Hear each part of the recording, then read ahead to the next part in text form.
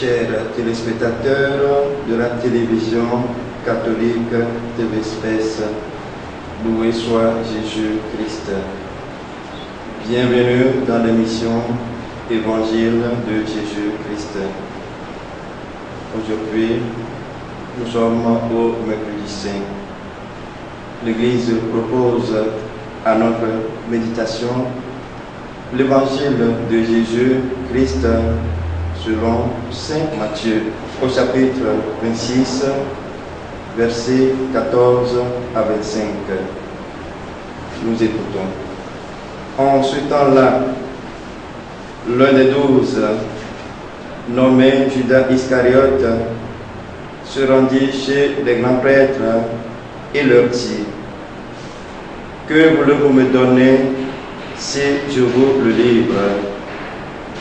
Ils lui remirent 30 pièces d'argent, et depuis, Judas cherchait une occasion favorable pour le livrer.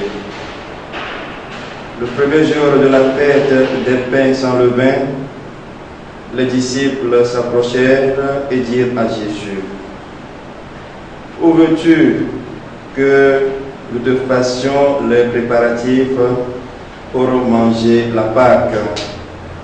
Il leur dit: allez à la ville, chez un tel, et dites-lui: le maître te fait dire, mon temps est proche, c'est chez toi que je veux célébrer la Pâque avec mes disciples. Les disciples firent ce que Jésus leur avait prescrit et ils préparèrent la Pâque. Le soir venu, Jésus se trouvait à table avec les 12.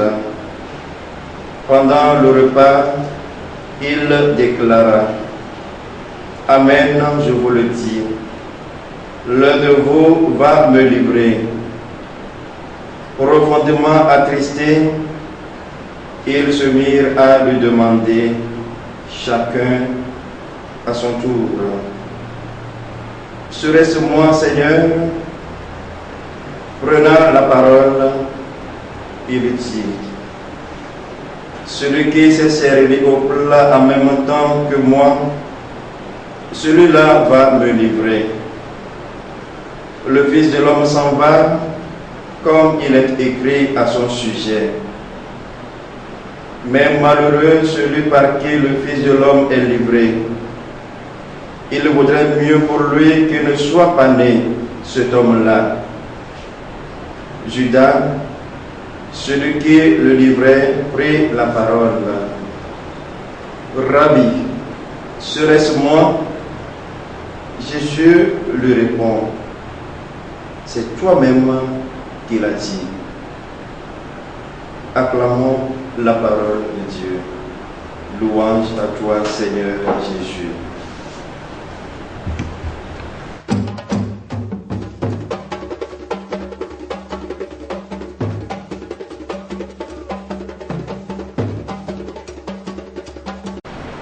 L'un de vous va me livrer. Quant à moi, je n'ai pas résisté. J'ai tendu le dos à ceux qui me frappaient. Je n'ai pas soustrait ma face aux outrages et aux crachats. Que voulez-vous me donner si je vous le livre? Ceux-ci lui versèrent 30 pièces d'argent. Nous en sommes au troisième chant du serviteur de Dieu, qui donne déjà le ton au test qui sera lu le vendredi saint. De tels propos suscitent, même chez les chrétiens, l'incompréhension. Se livrer ainsi aux méchants, n'est-ce pas se résigner au mal? Or, ce comportement qui fut celui de Jésus est le seul capable de rompre l'engrenage de la violence et de faire advenir l'amour sans revers de haine. Plus on s'approche de la Pâque, plus on voit la force du mal au travail.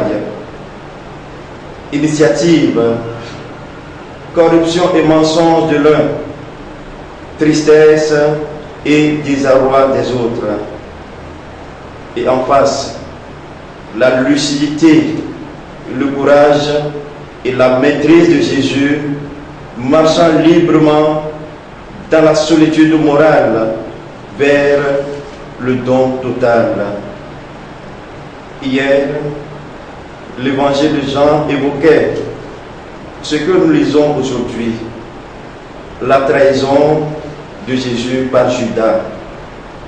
30 pièces d'argent, le prix d'un esclave. Judas ne semble pas avoir marchandé. S'il avait fait, le désir des prêtres de s'emparer de Jésus était tel qu'il aurait certainement donné beaucoup plus. L'un de vous va me livrer. Serait-ce moi, Seigneur?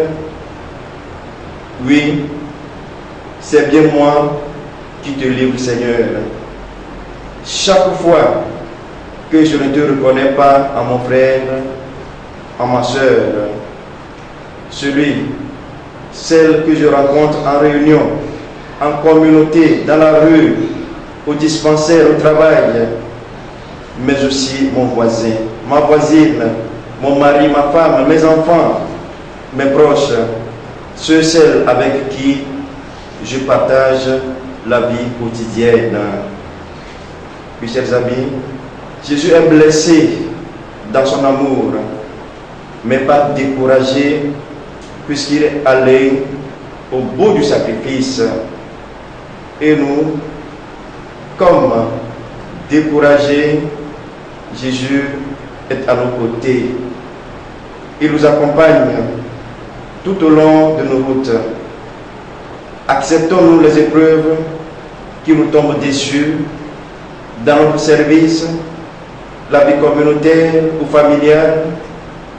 Est-ce que nous acceptons ces épreuves dans la journée d'un cœur serein et dans la foi? Chacun et chacune d'entre nous essaiera d'accepter les difficultés inhérentes à sa vie de travail, à sa vie de famille, à sa vie communautaire. Rabbi, est-ce moi? Jésus répond, c'est toi qui l'as dit. Nous voyons là, chers amis, que Jésus n'en a pas désigné aucun, car tous portent la main au plat en même temps que lui. En revanche, tous ont trahi à un moment ou à un autre. À un moment ou l'autre, nous aussi, nous avons trahi Jésus. Que ces paroles soient une mise en garde pour chacun et chacune d'entre nous. Demandons au Seigneur d'éveiller notre vigilance pour que nous ne le trahissions pas. Seigneur Jésus, nous rêvons d'une Église sainte, d'un foyer sans problème, d'une communauté idéale où nous soutiendrons sans défaillir. En fait, même si nous y mettons du nôtre, tout ne sera pas rose. Tous les problèmes et les difficultés ne seront pas résolus. Et si parfois nous imitons la lâcheté de ceux et celles dont tu as fait tes compagnons, fais-nous suivre aussi les pas de leur conversion. Amen.